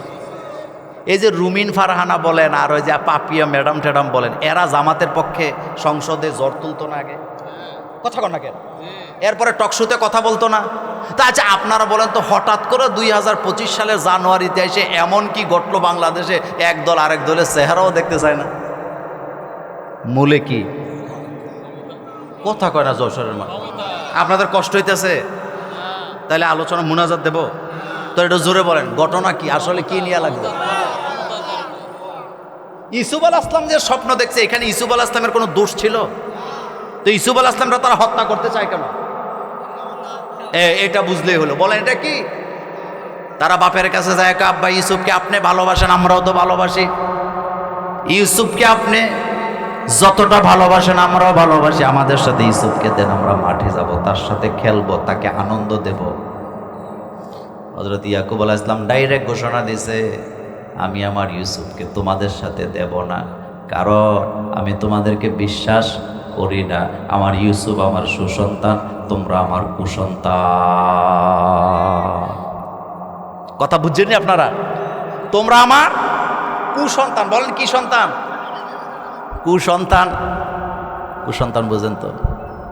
আব্বা আম্মার অমতে চলে যারা কুসন্তান তারা, আব্বা আম্মাকে না জানায়া বিয়া করে যারা কুসন্তান তারা, আব্বা আম্মার খেদমত করে না যারা কুসন্তান তারা, মাপ মারে না খাওয়াইয়া পীরের বাড়িতে মহিষ নিয়ে যায় যারা কুসন্তান তারা, আব্বা আম্মারে বাদ দিয়া শ্বশুর বাড়িতে বউয়ের নামে জমি কিনে যারা কুসন্তান তারা। আপনাদের এলাকার মহিলারা কবে মোল্লা ভাইয়ের আর দাওয়াত দিয়েন না? কথা সত্য না মিথ্যা? এরকম কুসন্তান আপনাদের এলাকায় নাই? নিজের বাপের আব্বা কয় না, নিজের আম্মাকে আম্মা বলে না, অথচ শাশুড়ি আম্মারে যায় কয় আম্মা জান। শাশুড়িরে শ্বশুরে আব্বা আম্মা ডাকবেন, আমি নিষেধ করি নাই, কিন্তু শ্বশুর শাশুড়ির যদি ডাকেন একবার, বাপ মারে ডাকতে হবে 100 বার। কাবা শরীফের ইমামের মর্যাদা আছে না নাই? কাবা শরীফের ইমাম আব্দুর রহমান আস-সুদাইসিরে এখানে দাঁড়া করান। পাশে আপনার যে বাপ, উনি কৃষি কাজ করে, রিক্সা চালায়, তারে পাশে দাঁড়া করা। আমি মোল্লা নাজিম ফতুয়া দিয়ে গেলাম, কাবার ইমামের কাছে আপনার জন্য জান্নাত নাই, কিন্তু আপনার বাপ হোক রিক্সাওয়ালা, হোক সে কৃষক, তার কাছে আপনার জান্নাত আছে না? না। এই পৃথিবীতে পাওয়ারফুল মহিলা ছিলেন রানী এলিজাবেথ। কে ছিল? রানী এলিজাবেথ। যার কোনো পাসপোর্ট লাগতো না পৃথিবী ভ্রমণ করতে। আপনারা জানেন কিনা, আমেরিকার প্রেসিডেন্টেরও পাসপোর্ট লাগে, ইংল্যান্ডের প্রধানমন্ত্রীর পাসপোর্ট লাগে, কিন্তু রানী এলিজাবেথের কি লাগতো না? এরকমের ক্ষমতাধর মহিলাকে এখানে দাঁড়া করান। আপনার মা লেখা জানে না, পড়া জানে না, আপনার মাকে তার পাশে দাঁড়া করান। রানী এলিজাবেথের যত ক্ষমতা থাকুক কোনো লাভ নাই, আপনার মূর্খ মায়ের পায়ের নিচেই আপনার জান্নাত। হুমা জান্নাতুকা ওয়া নারুকা, রাসূলুল্লাহ বলেন এই দুইটা তো জান্নাত, এই দুইটা তো জাহান্নাম। শুনেন,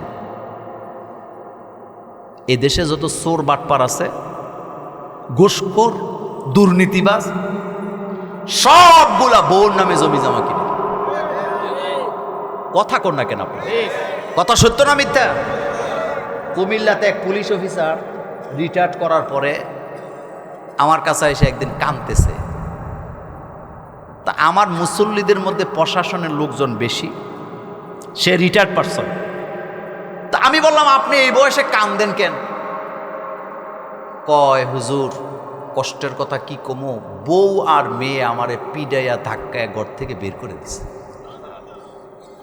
নাউজুবিল্লাহ কয়েন, এবার শুনেন। তা আমি বললাম আচ্ছা, আপনাকে তারা ঘর থেকে বের করে দেয়, এত বড় সাহস পায় কেমনে? আপনি বাংলাদেশে এত বড় একজন পাওয়ারফুল দারোগা ছিলেন, তো আপনিও যান, আপনি যায় তাদেরকে ঘর থেকে বের করে দেন। হুজুর দেমু কেমনে, বাড়িটা তো বোন নামে। এমন বোকা আমাদের মনিরামপুরে।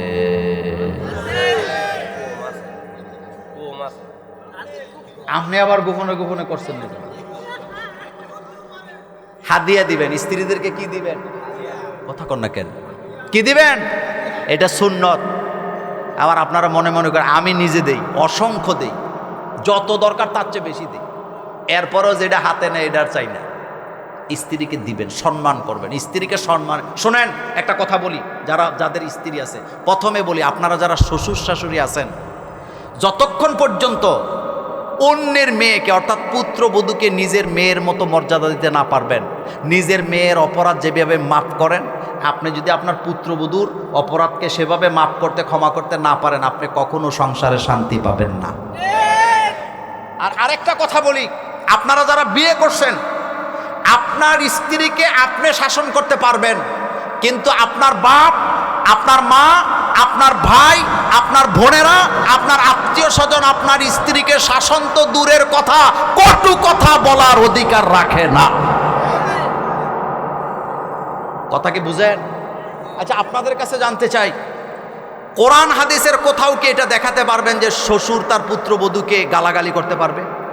নসিহত করবেন, এতে কোনো অসুবিধা, কিন্তু আপনি গালাগালি করবেন কেন? কিছু কিছু পরিবার আছে একজনের বউরে আরেকজনে পিডায়।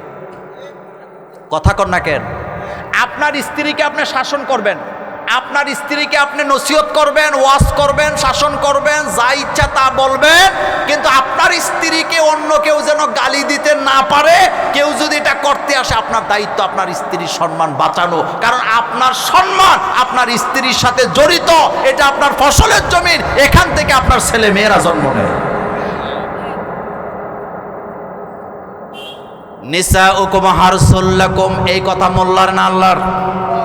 সেদিকে গেলাম না, কথা লম্বা হয়ে যায় আমার কলেজার ভাইয়েরা। হযরত ইয়াকুব আলাইহিস সালামের সন্তানেরা ইউসুফ নবীকে তারা মাঠে নিয়ে মারবে পরিকল্পনা করলেন। কারণ ছিল কয়টা? বাপেরে যায় বলেন, আব্বা আমাদের সাথে ইউসুফকে দেন, আমরা ইউসুফকে নিয়ে যাব, আপনি যেমন ভালোবাসেন আমরাও তো ভালোবাসি। মাশাআল্লাহ। শুনেন, এই লোকটারা আপনারা চিনেন না?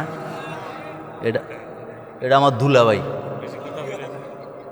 এটা আমার কি ভাই? আপনারা তো খুশি হইলেন, আত্মীয়তা করলাম আপনাদের সাথে, কোন আলহামদুলিল্লাহ। মাশাআল্লাহ, আমরা আমার মামুরা বলেন আজকের মাহফিলে না, আমরা আমার মামুরা। শোনেন একটা গল্প বলি। এক এলাকায় ছেলে দেখতে আসছে। কি দেখতে আসছে? তো জিজ্ঞেস করছে, ছেলে তো পছন্দ হয়েছে, বিয়ে দেওয়া যায়, জমি জমা কেমন আছে? তো কই, এই যা দেখেন ছেলের মামু গো আর ছেলে গো, এই যা দেখতেছেন সব ওদের। কাদের? তো ছেলে পক্ষ জিজ্ঞেস, এই এলাকায় বিচার আচার কারা করে? আমরা আমার মামুরা করি। তো এই এলাকায় কবরস্থান, মসজিদ, মাদ্রাসার জন্য জায়গা, স্কুলের জন্য জায়গা টাকা কারা দিছে? আমরা আমার মামুরা। তো রাত্রে বেলা যে চুরিদারি হয় এইটি কারা করে? আমরা আমার মামুরা।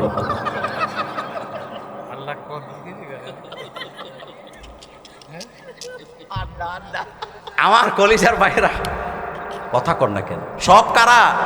আমরা আমার। আলহামদুলিল্লাহ, না আমার ভাই খুব ভালো মানুষ, আমার ভাইয়েরা খুব ভালো মানুষ। তো কথা বলতেছিলাম, ভাই হইয়া ভাইয়ের শত্রু হয়েছে কয় কারণে মনে আছে? হযরত ইউসুফ আলাইহিস সালামকে তারা নিয়ে রওনা দিলেন।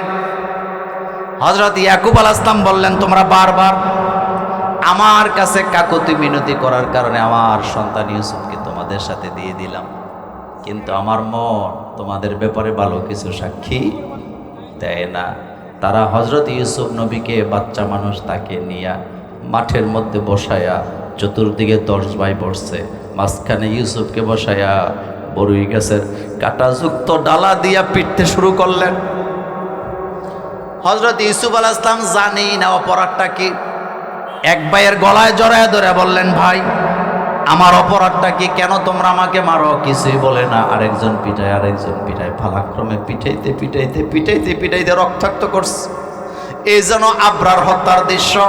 আমার মেধাবী আবরারকেও যারা হত্যা করেছেন তাদের মধ্যে মনুষ্যত্ব ছিল না, কারণ মনুষ্যত্ব থাকলে 10 জনে একজনকে পিটাইয়া মারতে পারে না। চতুষ্প জন্তুর চাইতেও আরো নিকৃষ্ট। বালহুম আদল। হযরত ইউসুফ আলাইহিস সালাম রে পিটাইতেছে কয় ভাই? এবার আপনাদের কাছে আমার প্রশ্ন, হযরত ইউসুফ আলাইহিস সালাম কত সুন্দর ছিল, এত সুন্দর ভাইয়ের গায়ে কি হাত তোলা যায়? আহারে, ভাইয়েরা ভাই হইয়া ক্ষমতার জন্য রক্তাক্ত করে ইউসুফকে, আর ওদিকে মিশরের নারীরা ইউসুফ আলাইহিস সালামের রূপ দেখে নিজেদের হাতের আঙ্গুল কেটে রক্ত দেয়। কত সুন্দর ছিলেন তিনি। শানিদা কায় বুয়াদ মানেন দিদা, শানিদা কায় বুয়াদ মানেন দিদা, তোরা দিদা ও ইউসুফরা শানিদা। ইউসুফ আলাইহিস সালামকে যারা দেখে নাই তারা কখনো ইউসুফ আলাইহিস সালামের রূপের বর্ণনা সঠিকভাবে দিতে পারবে না। এত সুন্দর করে বানাইছে কে? মিশরের সুন্দরী রমণীরা বললেন, জুলেখা রাজপরিবারের নারী হয়ে ইউসুফের জন্য এত পাগল, ইউসুফের মধ্যে দেখলোটা কি? কি বলতেছে? দেখলোটা কি? জুলেখার কানে যাওয়ার পরে জুলেখা ওই নারীদেরকে দাওয়াত দিলেন বাড়িতে, 2 লাইনে দাঁড়া করালেন। জুলেখা তাদের হাতে চাকু দিলেন, কমলা লেবু দিলেন, দিয়ে বললেন, ইউসুফ যখন আসবে আমি বলার আগে চাকু চালাতে পারবা না। হাতের মধ্যে ডান হাতে চাকু, বাম হাতে কমলা লেবু নারীদের হাতে দিয়া ইউসুফ নবীকে নিয়ে আসছে দেখানোর জন্য। জুলেখা আগেই ঘোষণা দিছে, আমি দেখছি এটাকে, তোরা দেখলেই বুঝবি। শানিদা কায় বুয়াদ মানেন দিদা, শানিদা কায় বুয়াদ মানেন দিদা, তোরা দিদা ও ইউসুফরা শানিদা। হযরত ইউসুফ নবীকে যখন নারীদের সামনে আনা হলো, তারা তো এতদিন শুনছে কিন্তু দেখে নাই। যেই মাত্র নারীরা হযরত ইউসুফ আলাইহিস সালামের দিকে তাকাইছে, তাকাবার পরে তাদের চোখগুলা ইউসুফের রূপের কাছে আটকে গেছে, চৌকার নিচে নামানো যায় না। এটা কোরআনে আছে না? আছে। তাকাইছে যে চৌকার নিচে নামাইতে সুন্দর কি মানুষ হয়? তাকায় আছে। জুলেখা যখন বুঝতে পারলেন তারা ইউসুফের রূপে হারায় গেছে, তাদের চোখগুলো আটকে গেছে। জুলেখা তো ক্ষমতাশীল নারী, এখন অর্ডার করছে, তোমরা তোমাদের কমলা লেবুগুলা কাটো। কমলা হাতে নিয়ে এভাবে কাটতেছে, কাটতে হইলে তো দেখতে হয়, কিন্তু চোখ তো নামাইতে পারতেছে না, ওই দিকে তাকায় আছে।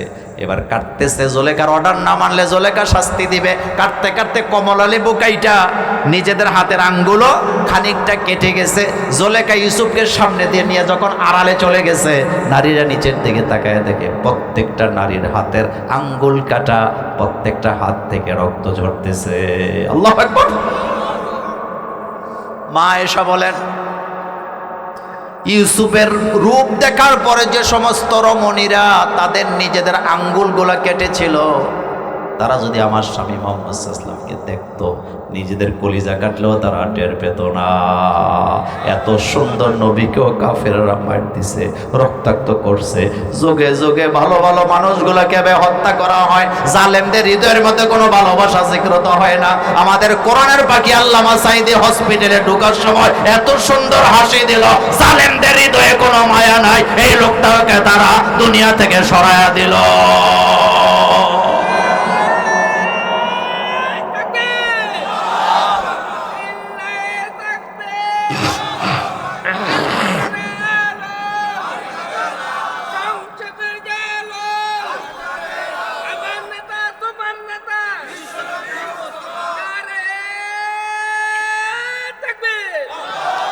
আমার কলেজার বাইরে হযরত ইউসুফ আলাইহিস সালামকে তারা মারলেন, রক্তাক্ত করলেন, জামা কাপড়গুলি খুলে কুয়ার মধ্যে ফালায় দিছে।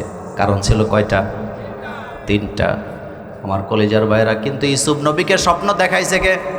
এটা তো দুনিয়ার স্বপ্ন না। আমরা তো একজন আরেকজনকে স্বপ্ন দেখাই আর দাবায়া ছাইড়া দেই, কিন্তু আল্লাহ তো কাউকে স্বপ্ন দেখাইলে তাকে সফলতা না দিয়ে মৃত্যু।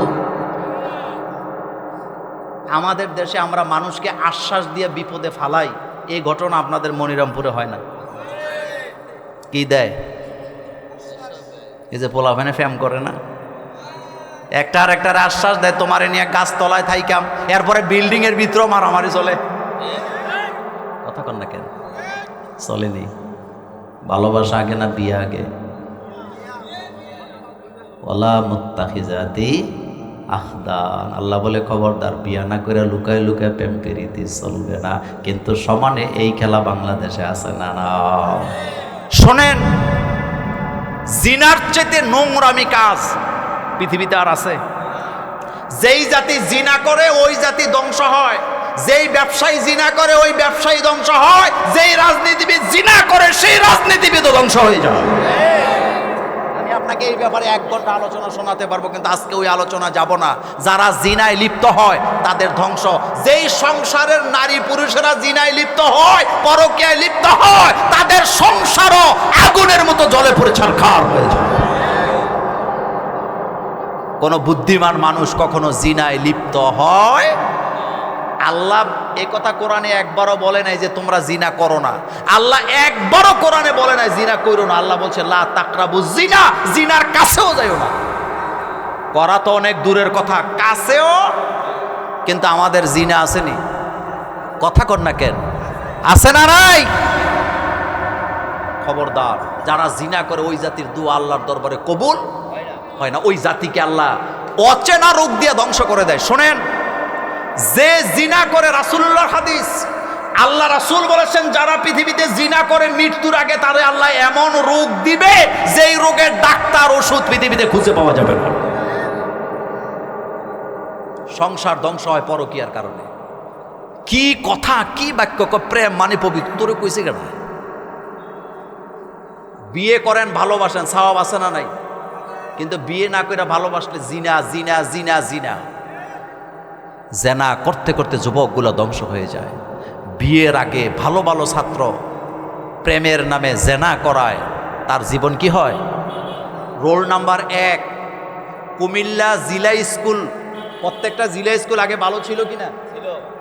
কুমিল্লা জিলা স্কুলের রোল নাম্বার 1 ছাত্র আমি দেখেছি ধ্বংস হয়ে যেত, রাস্তায় গাঁজা খাইতে দেখছি আমি। রোল নাম্বার 1 দরকার নাই, আমাদের সন্তানগুলা মানুষ হিসাবে 1 নাম্বার চাই। কথা কন্যা ভাইয়েরা, মানুষ কয় নাম্বার চাই? রুল নাম্বার 1 দরকার না। রুল নাম্বার কারো 1 হবে, 2 হবে, 5 হবে, 10 হবে, 40 হবে, 70 হবে। আমি হাই স্কুল জীবনে এমন ক্লাসমেটও আমার আছে যার রোল নাম্বার ছিল 60-এর পরে, অথচ এখন ঢাকা বিশ্ববিদ্যালয়ের টিচার। কে বানাইছে? আল্লাহ। তাহলে মানুষ 1 নাম্বার হওয়া দরকার না রুল নাম্বার 1 হওয়া দরকার? মানুষ। আপনি আপনার সন্তানকে বলবেন, আমি আমার ছেলে মেয়েকে এটাই বলি, মানুষ 1 নাম্বার হও, রুল নাম্বার 1-এর দরকার। রাসূল সাল্লাল্লাহু আলাইহি ওয়াসাল্লামের কোনো রুল নাম্বারই নাই। রাসূল সাল্লাল্লাহু আলাইহি ওয়াসাল্লাম কয় নাম্বার? 1 নাম্বার। রাসূল কি কোনো স্কুলে ভর্তি হয়েছে নিবি? না। কোনো মাদ্রাসায় পড়ছে? এমন মানুষ কি আর পাওয়া যাবে? বিয়ার আগে প্রেম করে যারা, সেকা খায় তারা, কথা কয় না যুবকেরা? কি খায়? সেকা খায় তারা, সেকা খায় যারা ডিপ্রেশনে ভোগে তারা, ডিপ্রেশনে ভোগে যারা নেশা করে তারা, আর নেশা করে যারা আত্মহত্যা করে তারা।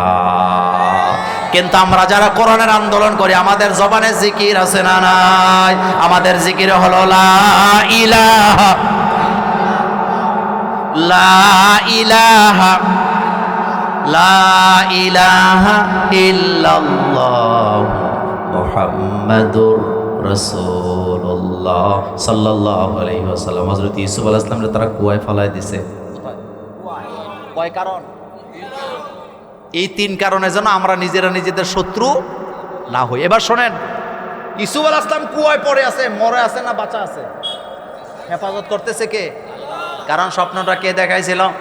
আল্লাহ তো কাউকে আশ্বাস দিয়া তারে বিপদে ফালায় না, কিন্তু আমরা বন্ধু হইয়া বন্ধুরে আশ্বাস দিয়া বিপদে ফালাই। এবার ব্যবসায়িক বণিকেরা যাচ্ছেন কুয়ার সামনে দিয়া, যখন নিচের দিকে বালতি ফালাইছে, বালতি টান্না উঠাইয়া দেখে কি সুন্দর বাচ্চা। ইউসুফ আলাইহিস সালামরে দেখার পরে তারা তো বলার কথা ছিল এই বাচ্চাটা হারাইলো কে, বাচ্চার মা বাপকে, চলো বাচ্চার মা বাপের কাছে দিয়ে আসি। কিন্তু তারা তো ব্যবসায়ীদের মাথায় ব্যবসায়িক চিন্তা, একজন আরেকজনকে বলতেছে এত সুন্দর বাচ্চা বাজারে বিক্রি করলে অনেক টাকা পাওয়া যাবে। ব্যবসায়ীদের মাথায় কি চিন্তা থাকে? এই যে আপনি খালাতো ভাই মামাতো ভাইয়ের দোকানে যান, আপনি কাপড় কিনবেন, দামাদামি করেন, আপনি মনে করছেন হাতে লাভ করে নাই, আসলে আপনার দিছে। ব্যবসায়ী থাকলে আবার রাগ করেন না, হাতে কারেন্ট বিল কি বাড়ি থেকে আইনা দিব নিমিয়া? কথা ঠিক না? আর আমাদের দেশের মহিলারা শুনেন, এটা মজার কথা বলি, আমাদের দেশে সিস্টেমটা কি জানেন? পুরুষরা যদি কোনো কিছু কিনে, এটা যদি কম টাকা দিয়েও আয়না স্ত্রীর শোনায়, আমি তো আরো কম দামে কিনতে পারতাম। কিন্তু মহিলারা যায় এমন ঠকা খায়, 10 টাকাটা 20 টাকা দিয়ে আইনা আপনার সাথে সাফাবাজি করব, আমি জিততেইছি। কথা কর না কেন? তো তারা ইউসুফ আলাইহিস সালামকে যে পাইলেন, তারা তো বলা কথা ছিল যে বাচ্চা টাকার তার মা বাপের কাছে পৌঁছায় দেয়, এটা তো বলতেছে না। তারা বলতেছে বাজারে নিয়ে বিক্রি করলে অনেক টাকা। আমি এই কথাটা থামাতে যে আমি শুধু ওই যেই জায়গা থেকে আমি তাফসীরটা আনলাম, ফেরেশতারা বললেন আতাজআলু ফিহা মাইয়ুফসিদু ফিহা ওয়া ইয়াসফিকুদ দিমা, আপনি কি এমন একটা জাতিকে এখানে বানাবেন যারা ফাসাদ করবে, মারামারি করবে, রক্ত ঝরাবে, একজন আরেকজনকে হত্যা করবে, বাই হয়ে বাইরে মেরে ফেলবে।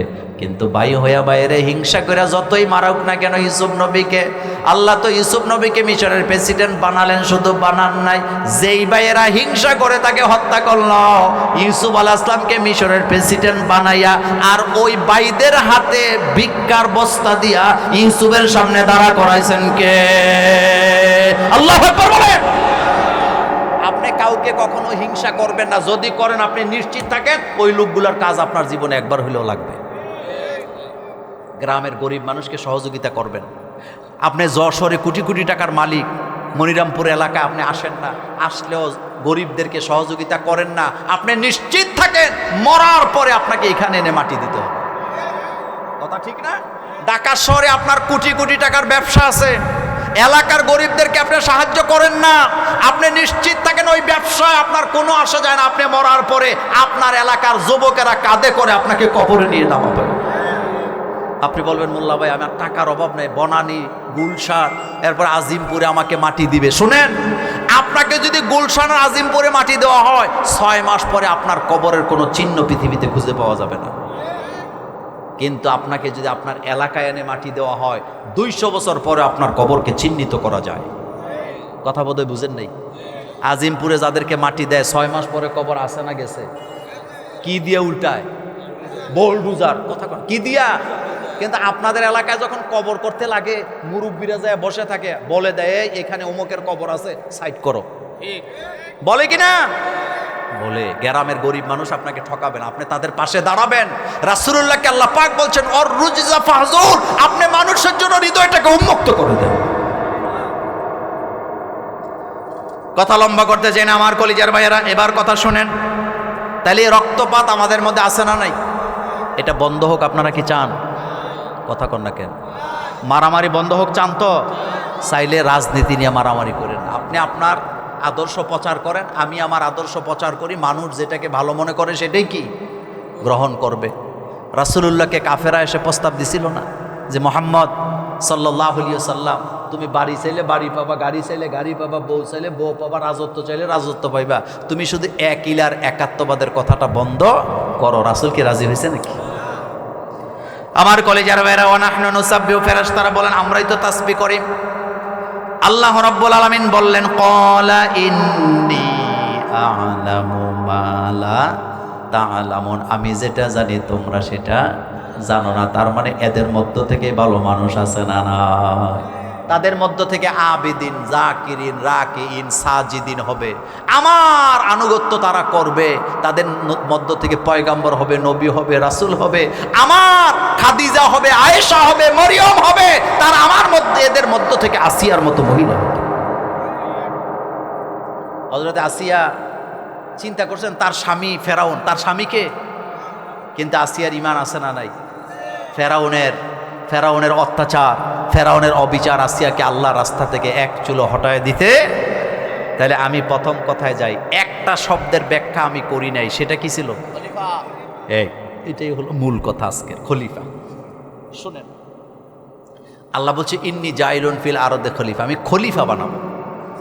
আমাদের বাংলাদেশে বিভিন্ন পীর সাহেবদের মুরিদ আপনাদের এলাকায় আছে কিনা? আছে। পীর সাহেবদের খলিফা এলাকা এলাকায় আছে নাকি নাই? খলিফা মানে কি? খলিফা মানে হলো যেমন চরমনার পীর সাহেবের খলিফা, শর্ষিনার পীরের খলিফা, আরো কি পীর আছে? ফুরপুরা, হ্যাঁ পীর আছে, খলিফা আছে, আছে না? তো তারা কি করে? যেমন চরমনার পীর সাহেব হুজুরের খলিফা যদি মনিরামপুরে থাকে, তাহলে সে যদি খলিফার যোগ্যতা অর্জন করতে হয়, এক নম্বরে চরমনার পীর সাহেব হুজুরে যেই টুপি পরে, যেই পাগড়ি পরে, যেই পাঞ্জাবি পরে, যেই জিকিরের তালিম দেয়, যে আন্দোলন করে, তার খলিফাও একই আন্দোলন, একই জামা কাপড়, একই টুপি পরতে বাধ্য। কি বাধ্য? যেমন চরমনার পীর সাহেব হুজুররা 5 কলি টুপি পরেন, সবুজ রঙের পাগড়ি পরে, গোল সাদা পাঞ্জাবি পরে, কথা ঠিক কি না? তো ওনাদের খলিফা এই এলাকায় থাকলে ওনার মাথায় কি টুপি থাকবে বলেন মুরব্বীরা? যদি না পড়ে তাহলে বোঝা যাবে উনি খলিফা হওয়ার যোগ্যতা অর্জন করতে। আবার শর্ষিনার পীর সাহেব হুজুরদের টুপি হলো গোল টুপি, তাদের পাঞ্জাবি হলো গলা কাটা, মানে গলার মধ্যে কলার থাকে না, সাদা পাঞ্জাবি পরে, পাগড়ি সাদা। তো ওনাদের কোনো খলিফা থাকলে উনিও সেম পোশাক পরতে বাধ্য নাকি বাধ্য না? এবং চরমনায় শর্ষিনা তাদের খলিফারা ঠিক তাদের মতোই জিকিরের তালিম দিবে, তারা যা যা শিখায় তা তা প্রচার করবে। এর বাইরে যদি যায় খেলাফত থাকবে না বাতিল হবে? জোরে বলেন, খেলাফত থাকবে না বাতিল হবে? এখন বলেন তো আমরা কার খলিফা? আরো জোরে বলেন। তাফসিরবিদদের মধ্যে খেলাফত নিয়ে মত পার্থক্য আছে। তাফসিরবিদরা কেউ কেউ মত দিছে আমরা হলাম জিনদের খলিফা, কারণ আমাদের আগে জিনেরা ছিল, জিনদের পরে যেহেতু আমরা আসছি, সেই দিক থেকে আমরা কার খলিফা? জিনদের খলিফা। এটা সত্য। খলিফা মানে এক দলের পরে আরেক দল আসা, একজনের জায়গায় আরেকজন বসা, স্থলাভিষিক্ত হওয়া। আরেকটি হলো আল্লাহ পাক বলছেন ইন্নী জাইলুন ফিল আরদে খলিফা, আমি জমিনে খলিফা বানাবো। তাহলে মানুষ কার খলিফা?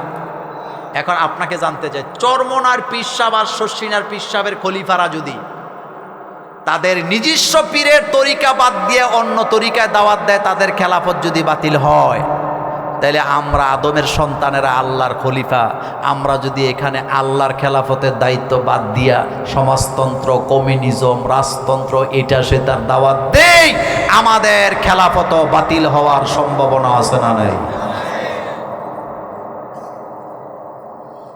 আল্লাহর খেলাফত মানে হলো জমিন যার, আইন চলবে তার। বলেন বলেন, জমিন যার, আইন চলবে তার। একটা আইনের কথা বলে আমি মোনাজাত দেব। আল্লাহ পাক বলছেন আস-সারিকু ওয়াস-সারিকাতু ফাকতাউ আইদিয়াহুমা, এটা আল্লাহর তরিকার আইনের তালিম। আল্লাহর খলিফাদের দায়িত্ব হলো এই আইনটা জমিনে বাস্তবায়ন করা। আস-সারিকু ওয়াস-সারিকাতু ফাকতাউ আইদিয়াহুমা, চোর যদি চুরি করে ধরা পড়ে, হোক সেটা চোর, হোক সেটা চুন্নি। মনোযোগ আছে? চোর, মহিলা চোরকে আপনাদের এলাকায় কি বলে? সুন্নি বলে না, আমাদের দেশে সুন্নি বলে চূর্ণি। কি বলে? চূর্ণি। তো আল্লাহ পাক বলেন হোক সেটা পুরুষ হোক সেটা নারী চোর, ফাক্তাও আইদিয়া হুম, উপরে উভয়ের কি কাটো? কথা কয় না তো, উভয়ের কি কাটো? হাত কাটো। শোনেন, এই হাত কাটার আইনের কথা শুনলে আপনারা ভয় পেয়ে যান। আপনারা মনে করেন মানুষের হাত কেটে দিবে না, কথাটা বুঝেন। মানুষ বাংলাদেশে আছে 20 কোটি, বলেন কয় কোটি? আল্লাহ কিন্তু 20 কোটি মানুষের হাত কাটতে বলে নাই, 20,000-এরও বলে নাই। রাসূলুল্লাহ হাজার হাজার চোরের হাত কাটে নাই। দুই একটা হাত কাটার পরে পুরা দেশে চুরি বন্ধ হয়ে গেছে। আমার বাংলাদেশে 20 কোটি মানুষ আছে, 20 কোটি মানুষের জানের মালের নিরাপত্তা দিতে যায় যদি 10টা চোরের হাত কাটা লাগে, আমাদের কোনো আপত্তি নেই, 10টা চোরকে ধরে হাত কেটে দাও। 10টা চোরের হাত কাটলে কি বাংলাদেশ গরিব হয়ে যাবে? বাংলাদেশ অলস হয়ে যাবে? কিন্তু 20 কোটি মানুষ তো নিরাপত্তা পাবে। কয় কোটি? তাহলে 20 কোটি মানুষের জান আর মালের নিরাপত্তা যদি 10টা হাত কাটতে দেওয়া, এরকমের 10টা হাত আমাদের দরকার। এই আইনটা কার? কথা বলেন, এই আইন কার? আর এই আইন বাস্তবায়ন করার জন্য খেলাফতের দায়িত্ব দিয়া মানুষগুলাকে দুনিয়াতে পাঠিয়েছেন কে?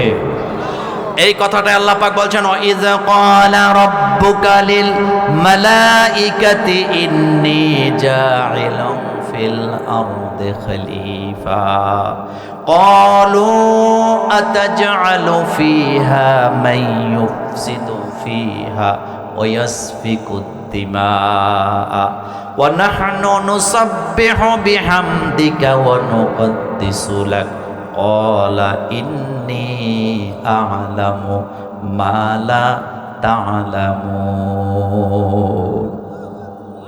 যখন তোমার রব বলেছিলেন, ও ফেরেশতারা আমি জমিনে খলিফা বানাবো, ফেরেশতারা বলেছিল আতাজআলু ফিহা, আপনি কি এমন একটা জাতিকে বানাবেন যারা ফাসাদ করবে, মারামারি করবে, রক্ত ঝরাবে, রক্তপাত করবে, কাটাকাটি করবে।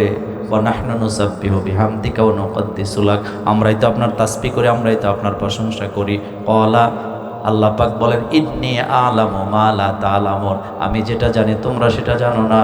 তাদের মধ্য থেকে একটা গ্রুপ থাকবে, তারা ফাসাদও করবে না, মারামারিও করবে না, তারাই আমার জমিনে আমার খেলাফতের দায়িত্ব পালন করবে। তাহলে আমরা খলিফা কার? জমিন কার? আইন চলা দরকার কার? সে আল্লাহর জমিনে আল্লাহর আইন কায়েম হোক। আমরা কি চাই? আরো জোরে বলেন চাই। দুটি হাত উঁচু করে আমার আল্লাহকে দেখায় দেন। আল্লাহ যেন এই হাতগুলোকে কবুল করেন, আমরা বলি আমিন। আরো জোরে বলি আমিন। পাশের গ্রামের খরিঞ্জি একজন, খরিঞ্জি একজন নৌ মুসলিমকে সহযোগিতার জন্য একটু কালেকশনের প্যান্ডেলে এখন রুমাল